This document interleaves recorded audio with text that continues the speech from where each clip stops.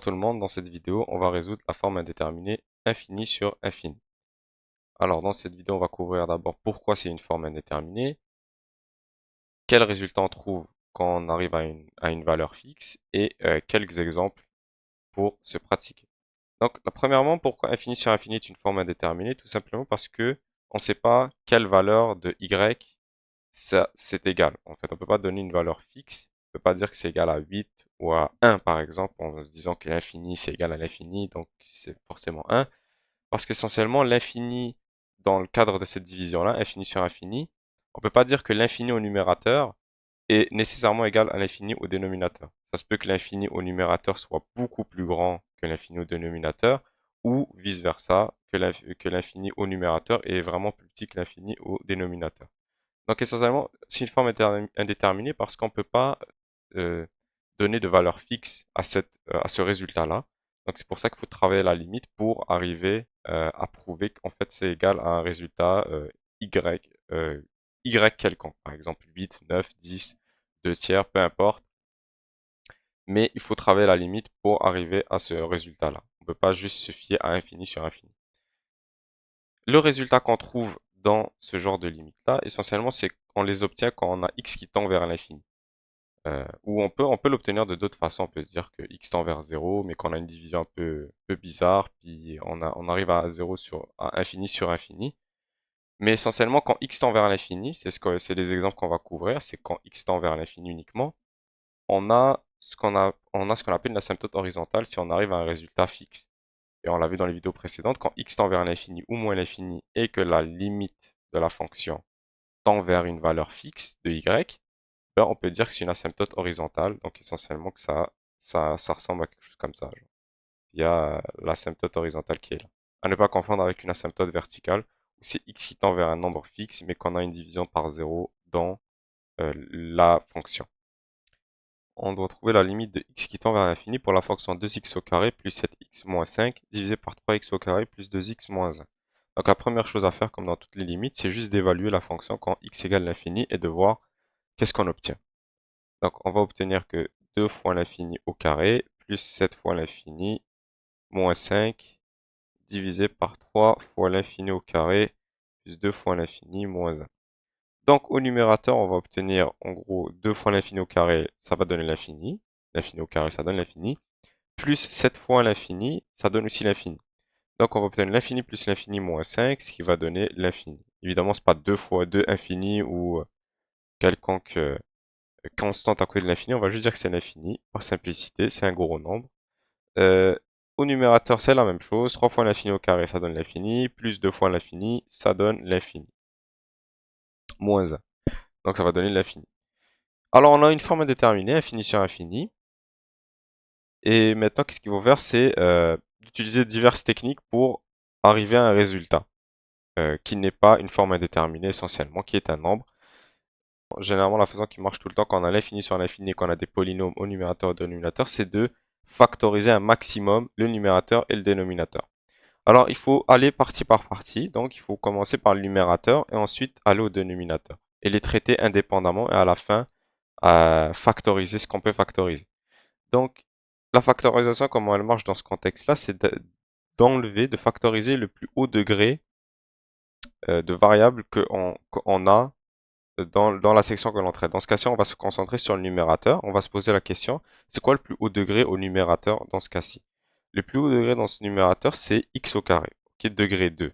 Donc, qu'est-ce qu'on va faire? On va factoriser un x au carré dans toutes les éléments, entre guillemets, les entités qu'il y a dans l'équation. Donc, on va factoriser un x au carré. On va voir quoi quand on factorise x au carré pardon, de 2x au carré? On va obtenir 2.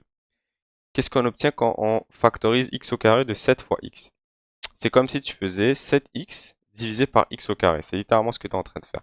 Donc, qu'est-ce qui va se passer? C'est que tu vas barrer un x ici, tu vas barrer ici le, le à la 2, puis tu vas le transformer à la 1. Pourquoi? Parce que en fait, x au carré, c'est comme si tu avais x fois x. Ok, donc tu pars un x, et donc tu vas juste obtenir un x au dénominateur. Donc, qu'est-ce qu'on obtient? On va obtenir 7 sur x. Et on veut factoriser un x au carré de moins 5, ici.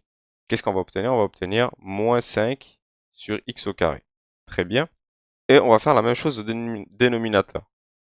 Maintenant, il faut se poser la question, c'est quoi le plus haut degré au dénominateur? Parce que ça aurait pu être différent ici, ça aurait pu être un x à la 3.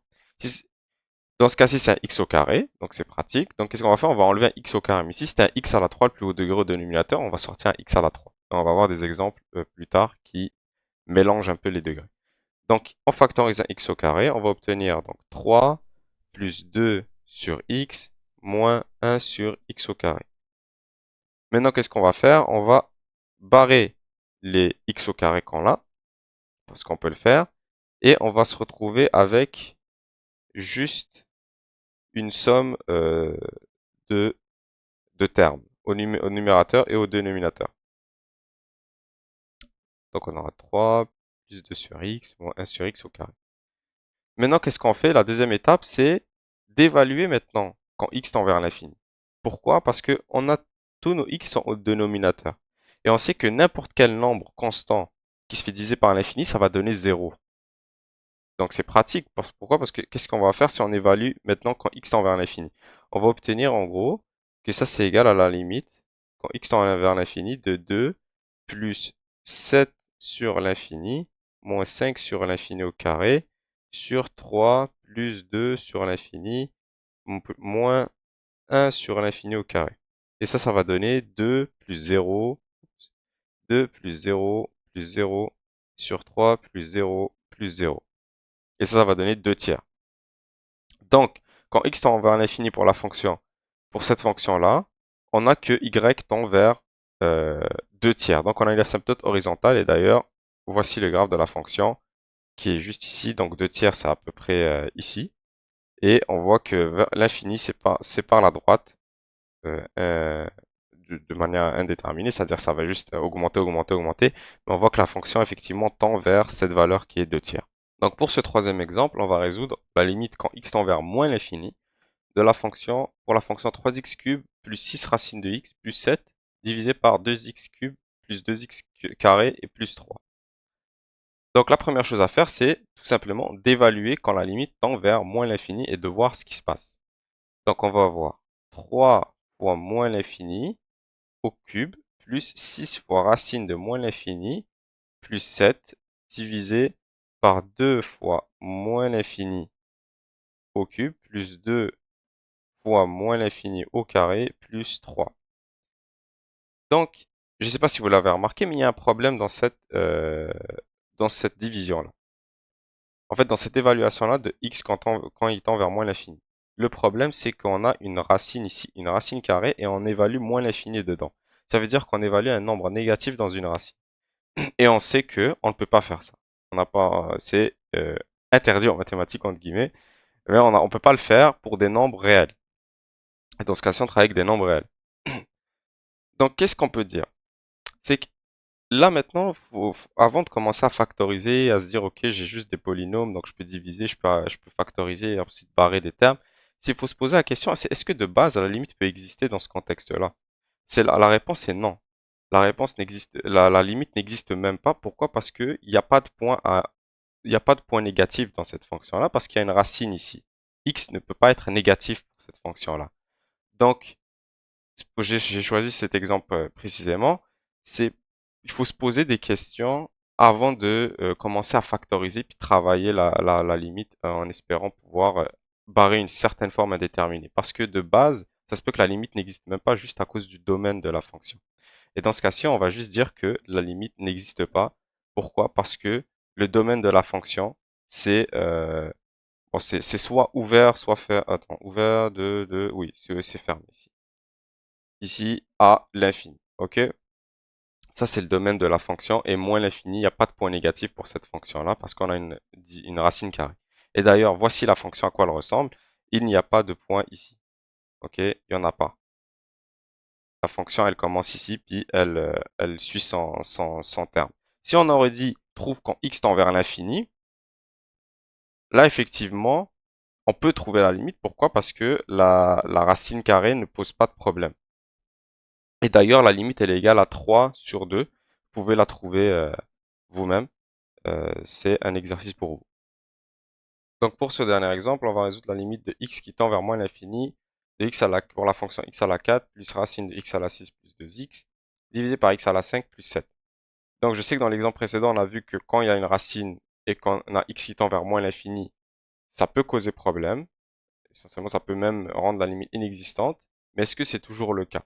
Dès qu'on a moins l'infini et qu'on a une racine, on peut direct dire que la limite n'existe pas parce qu'il y a une racine. Ben, la réponse c'est non parce qu'il faut analyser ce qu'il y a dans la limite. Ce qu'il y a dans la racine, pardon. Parce que si ce qu'il y a dans la racine et que quand x tend vers moins l'infini, ça donne quand même un nombre positif à l'intérieur de la racine, alors ça pose pas de problème et donc la limite peut exister. Évidemment, je parle de cette racine-là en particulier, parce que x à la 4 et x à la 5, tout d'abord, c'est pas des racines, mais quand x tend vers moins l'infini, ça cause pas problème. Alors, il y a deux façons de voir, de trouver si effectivement x à la 6, pardon, quand x tend vers moins l'infini, ça peut causer problème dans une racine. C'est soit d'analyser le domaine de la fonction particulière, c'est-à-dire de la racine.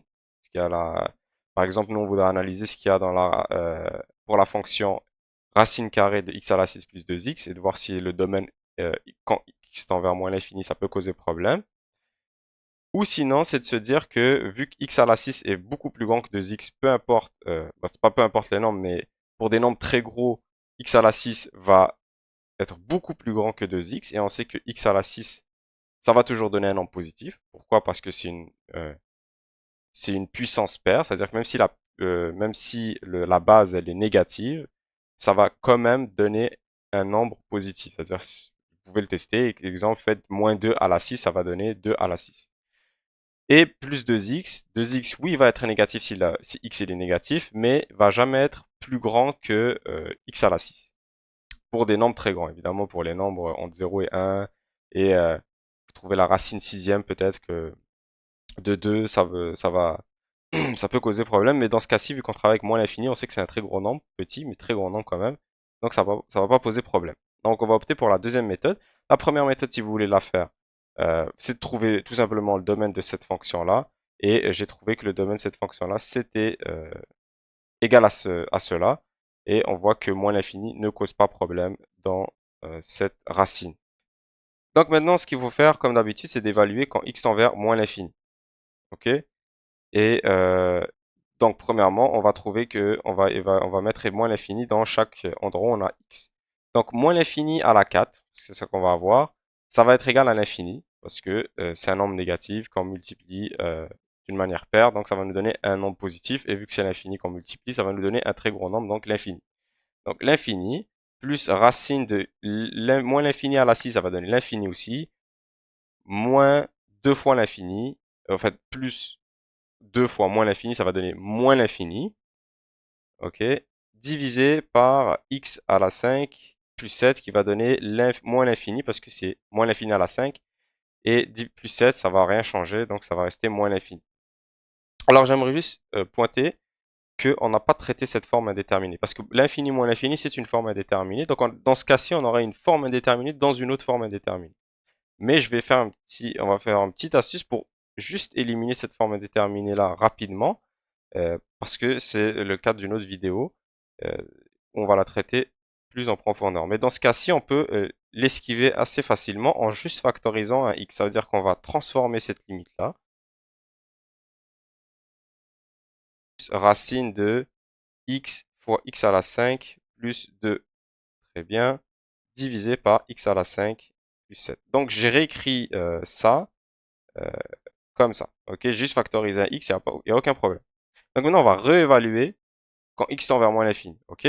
Donc qu'est-ce qu'on a? On a toujours moins l'infini à la 4, ça donne l'infini, plus racine de moins l'infini, fois moins l'infini à la 5, ça donne quoi? Moins l'infini, plus 2, moins l'infini encore, fois moins l'infini, divisé par moins l'infini à la 5, ça va donner plus 7, ça va donner moins l'infini. Donc là, on n'a plus de forme indéterminée parce qu'on a moins l'infini fois moins l'infini, mais du moins on n'a plus la forme indéterminée dans la racine. Et moins l'infini fois moins l'infini, ça donne l'infini. Tout ça en racine, ça donne toujours l'infini. Donc ça va être finalement égal à l'infini plus l'infini.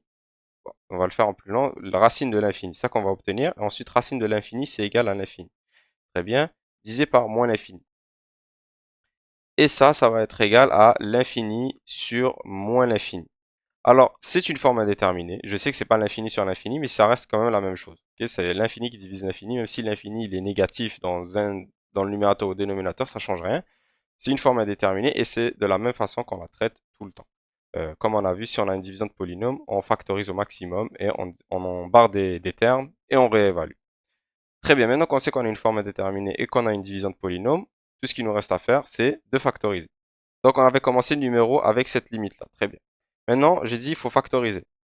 Mais là, on a une racine. Ok, supposons que je factorise un x à la 4, qu'est-ce que je vais obtenir? Je vais obtenir que x à la 4 qui factorise au maximum, ça va donner au numérateur, supposons qu'on se concentre uniquement sur le numérateur, on va obtenir x à la 4 qui factorise 1, et là, ça va donner racine de x à la 6 plus 2x sur x à la 4. Très bien. Ça, c'est pas très utile. Pourquoi? Parce que on aura ici toujours l'infini divisé par l'infini. Donc, on aura une autre forme indéterminée. Ok, si vous voulez faire le test, vous pouvez le faire. Évidemment, on n'oublie pas qu'on a le dénominateur, mais ça, c'est pas une factorisation qui est pratique pour le moment, pour nous. Non. Tout d'abord, il faut traiter ce qu'il y a dans la racine. Ok? Il faut factoriser ce qu'il y a dans la racine d'abord pour avoir une belle factorisation qui va nous permettre d'évaluer la limite. Donc, on réécrit. On va se concentrer uniquement sur la racine qui est au numérateur. Donc, on réécrit x à la 4 plus. Là, on veut factoriser au maximum ce qu'il y a dans la racine. Ok? Donc, on va factoriser. C'est quoi le plus haut degré qu'il y a dans la racine? C'est x à la 6. C'est un degré 6. Donc, qu'est-ce qu'on va avoir? On va avoir 1 plus 2 sur x à la 5. Tout ça en racine sur x à la 5 plus 7. Là, à l'intérieur de la racine, on a une multiplication. Et on sait que quand on a une racine dans une multiplication, pardon, si on a une multiplication et tout ça, c'est sous la racine, on peut séparer les deux termes et séparer les deux termes sous une racine. Ça, c'est équivalent à dire que c'est égal à la limite de x qui tend vers moins l'infini de x à la 4 plus racine de x à la 6 fois racine de 1 plus 2 sur x à la 5. C'est la même chose, littéralement. Sur x à la 5 plus 7. Donc ça, c'est une multiplication, on a le droit de faire ça. Maintenant, on a une racine de x à la 6. Qu'est-ce qu'on peut faire? On peut le simplifier, ça. On peut actuellement appliquer la racine sur x à la 6 parce que ça, c'est équivalent à dire que c'est x à la 6 à la 1 demi. C'est ça la racine carrée. Donc x à la 6 à la 1 demi, c'est égal à quoi? À x à la 3. C'est les lois des exposants. Si vous les avez oubliés, révisez-les parce que c'est vraiment important à les connaître. Plus x à la 3 fois, toujours ne pas oublier que c'est une multiplication, 1 plus 2 sur x à la 5. Maintenant, on peut factoriser le numérateur et le dénominateur. Parce que là, on va avoir une belle factorisation. Parce que si on factorise, on va commencer à factoriser le numérateur. Quand on factorise le numérateur, on factorise quoi? Le plus gros degré qui est au numérateur. Dans ce cas-ci, c'est 4. Ok? Donc, si on factorise un x à la 4, qu'est-ce qu'on va obtenir? On va obtenir que c'est égal à 1 plus x à la 4 fois 1 plus. Donc là, il ne faut pas l'oublier, c'est une multiplication. Je vais le faire en lent, comme ça vous allez comprendre assez vite. Donc ça, c'est x à la 3 fois 1 racine de 1 plus 2 sur x à la 5 qui est divisé par x à la 4. C'est ça quand on factorise x. Quand on factorise quelque chose, c'est comme si on le divisait tous les autres termes par cette chose-là. Divisé par x à la 5 plus 7. Je n'ai pas encore factorisé le dénominateur, on va le faire après. Donc maintenant, j'aimerais que vous remarquiez qu'on peut barrer un x à la 3 des deux côtés. Donc on va barrer un x à la 3 et ça va être égal à x à la 1. Donc on va se retrouver avec x à la 4 fois 1 plus racine de 1 plus 2 sur x à la 5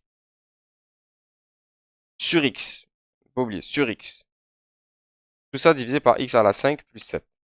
Le dénominateur, il faut le factoriser, il ne faut pas l'oublier.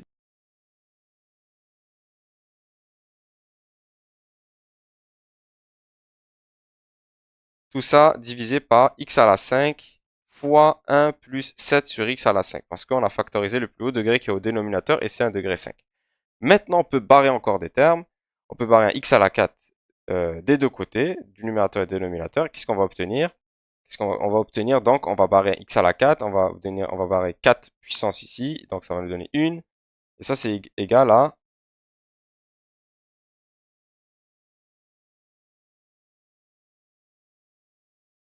Donc là, on peut évaluer la limite. Pourquoi? Parce qu'on aura des termes qui vont se barrer au numérateur, au dénominateur, et on va essentiellement trouver en quoi elle tend cette limite. Parce que on aura des termes fixes qui se font diviser par des infinis, et ça va donner des zéros, et on a des constantes de l'autre côté. Même si on aura un x ici, ça va pas poser problème, vous allez voir pourquoi. Alors, ça c'est égal, est-ce qu'on va évaluer la limite? Donc à x, quand on va x égale à moins l'infini, ça égale à 1 plus racine de 1 plus 2 sur moins l'infini à la 5 sur moins l'infini divisé par moins l'infini fois 1 plus 7 sur moins l'infini à la 5. Très bien, donc moins l'infini à la 5, c'est moins l'infini. Et on n'a que 1, bon, on va le réécrire en long, comme ça va être plus clair. Ça, c'est égal à 1 plus racine de quoi? 1 plus 2 divisé par moins l'infini, ça donne quoi? 1 plus 0, donc 1. Racine de 1, c'est 1.